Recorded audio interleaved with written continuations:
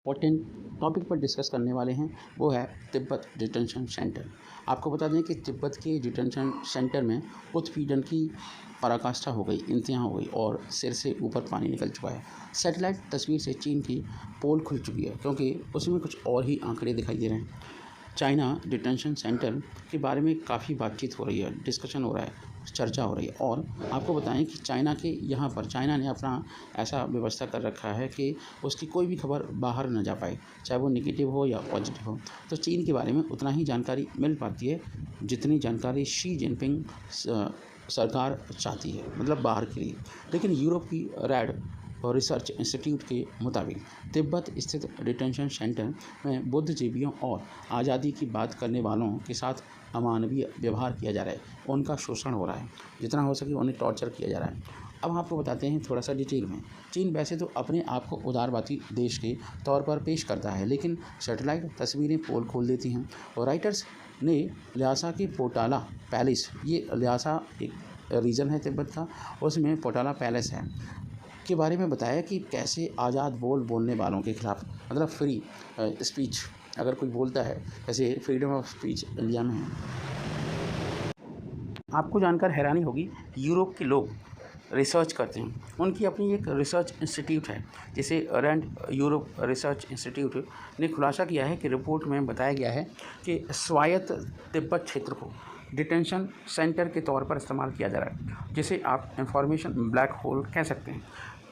Research करने वालों ने 79 डिटेंशन सेंटर के बारे में अत्याधुनिक तकनीक का इस्तेमाल कर जानकारी जुटाई है और आंकड़े इकट्ठे करके फिर सबके लिए के जानकारी सुरक्षित रखी। उसकी जानकारी में से ये लेख है। ख़ास तौर से रात में छानबीन की गई और 14 अति संवेदनशील सेंटर्स पर खास ध्यान दिया गया। रिपोर्ट में इस बात का जिक्र है कि 2019-20 और 2021-22 में नाइट टाइम लाइटनिंग में इजाफा हुआ है। अब इसके मतलब को समझिए कि रिपोर्ट के मुताबिक रात में कहीं यदि ज़्यादा मात्रा में रोशनी का उत्सर्जन होता है, मतलब लाइटनिंग होती है, तो उसे स्पेस से देखा जा सकता है। इसका अर्थ यह है कि किसी इलाके में विकास कार्य में इजाफा हुआ है और इसके लिए जिनजियांग का उदाहरण दिया गया है, लेकिन इस दफ़ा तिब्बती इलाकों में देखा गया है।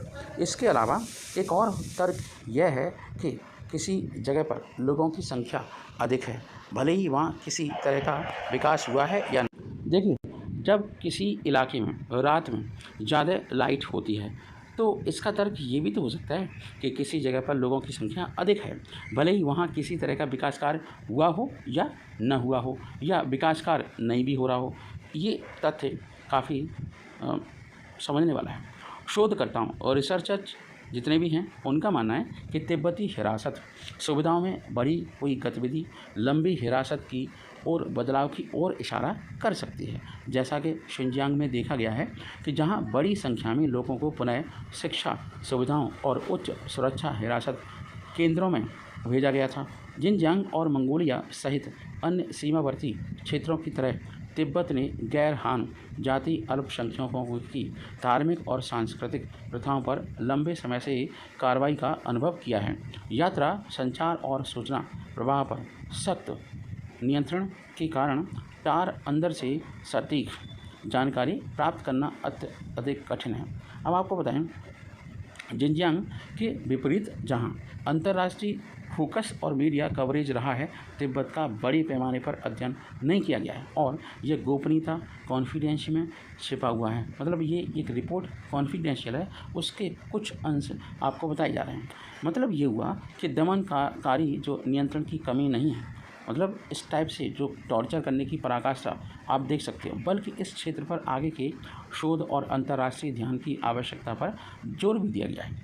चीन के इस कदम की आलोचना की गई है। चीन ने क्या किया है? कार्यकर्ताओं और मानव अधिकार समूहों ने तिब्बती कार्यकर्ताओं, धार्मिक हस्तियों और बुद्धिजीवियों के उत्पीड़न, हिरासत और यातना पर बढ़ती चिंताएं हैं। इसके अतिरिक्त बड़े पैमाने पर निगरानी, अनिवार्य पुनः शिक्षा कार्यक्रम और तिब्बती बच्चों को राज्य संचालित बोर्डिंग स्कूल में स्थानांतरित करने की आलोचना हुई है।